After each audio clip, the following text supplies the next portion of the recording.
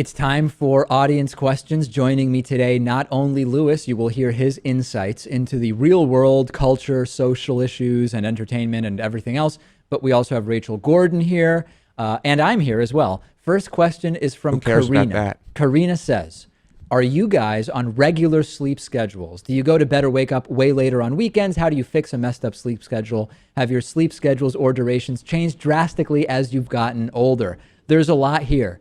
I've been talking to a lot of people, Lewis, about changing sleep schedules as their age changes. When I was in college, for no reason at all, I would stay up until 1:30 or 2. Sometimes it was because I would watch, at the time, it was Conan O'Brien, who was on after Jay Leno. I had no reason to be up. I would just be up. And even if I wasn't watching TV, I would just be awake, and I would wake up at 10 or 10:30 every single day.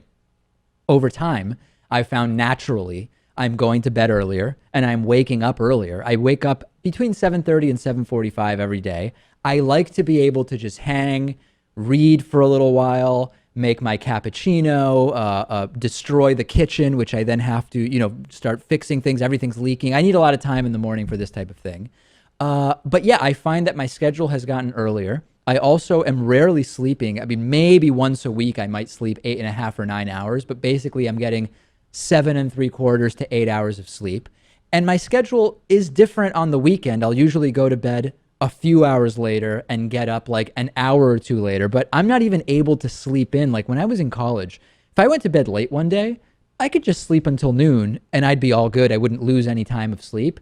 I'm just naturally getting up earlier these days, I find. Mm-hmm. Yeah, well, I feel like my sleep schedule has almost always been dictated by school.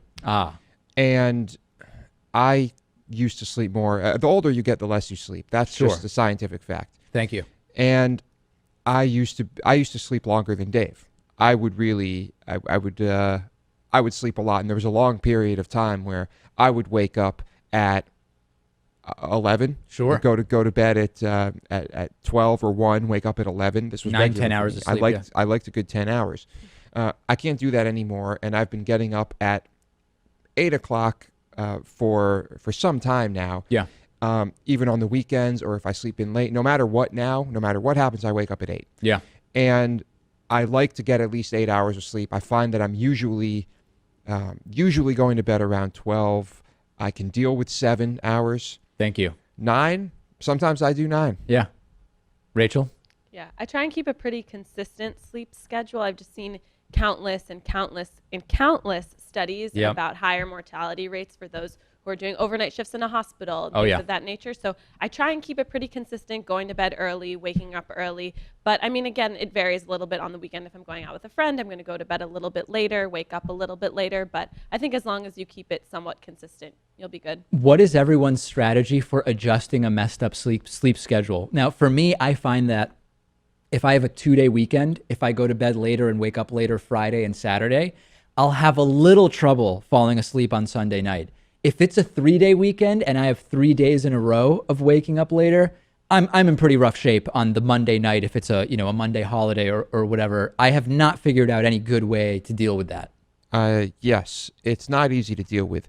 I just try to go to bed at the same time I normally would with some melatonin. That's all. That's all I do. And you use hallucinogenics, you said, to go to bed, right, Rachel? Usually, yeah, basically. Okay, good. So that's it. Now here's my tip for jet lag. I will just throw this out. I know you have a trip to Iceland coming up, Rachel, and here's my strategy. Not that you've asked for advice, and by no means am I imposing this on you. My strategy is sleep on the plane if you can, but when you arrive in Europe, it's daytime. Do not go to sleep, okay? Stay up as late as you can until it's at least a reasonable time locally to go to sleep. If it's 8:30 or 9 p.m. and you're just exhausted, fine, do it. I find that you use caffeine as needed to be awake when it's the awake time in the new place, and try to immediately get yourself on the local schedule. If you go to bed when you get to Europe at 6, 7, 8 a.m., you're setting yourself up for a rough time, aren't you, Lewis? You definitely are. That works pretty well. There will be the occasional time where even if you do that and you go to bed at that normal hour, you wake up in 3 hours because that might have been the time you normally wake up at. But anyway, that is a great strategy. I second that.